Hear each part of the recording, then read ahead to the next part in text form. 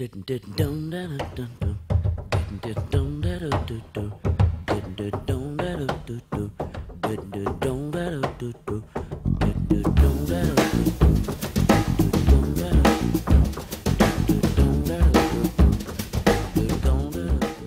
this video lesson, we're going to learn a new rhythm, 2/16ths followed by an eighth in quarter time.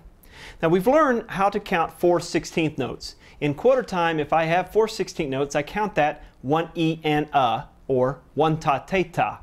In this new rhythm, I have 2/16ths followed by an eighth. The eighth basically takes the place of the last 2/16ths. So I'm left with one E and, or one ta te.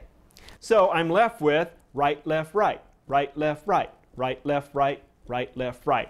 That's all there is to the new rhythm. Now you can learn how to play the new rhythm using the key exercises. Key exercise letter A is one E and followed by a quarter note. One E and two, or one ta te two.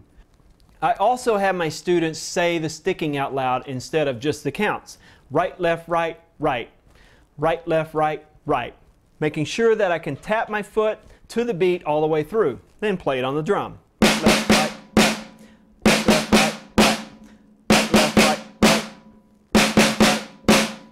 Once you have all the key exercises worked up, go back and do the appendix lines, like you know how to do those. Then go back and do the playing exercises. Keeping it at 60 beats per minute.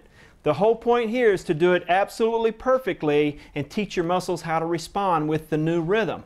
Okay? Once we can do all of that perfectly, the next day at 70, then 80, then 90. Okay? Once you get to 90, then you can play along with the accompaniment tracks on the accompaniment CDs.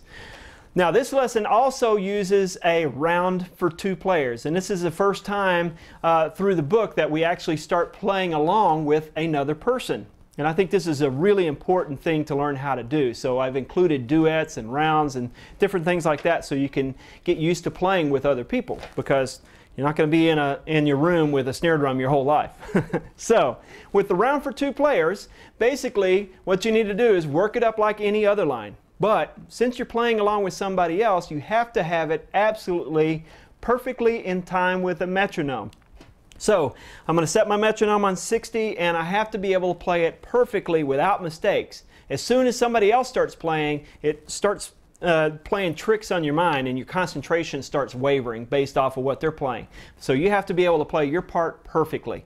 I'm going to demonstrate what it looks like with two players. This is going to be me playing with me. So here's what it looks like, the round for two players at 90 beats per minute.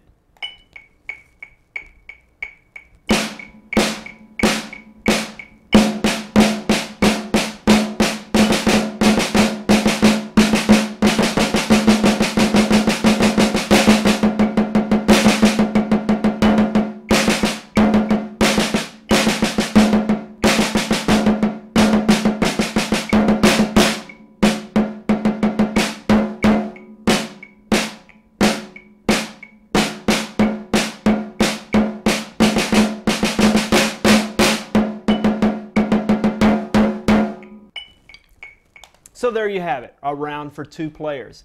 You can see why it's very important that both parts have it down perfectly. This is pretty simple because I'm playing along with myself.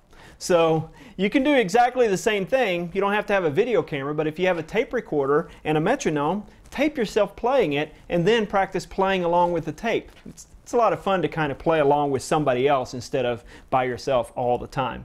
In our next video lesson, we're going to work on the rudimental etude, which applies the flam tap.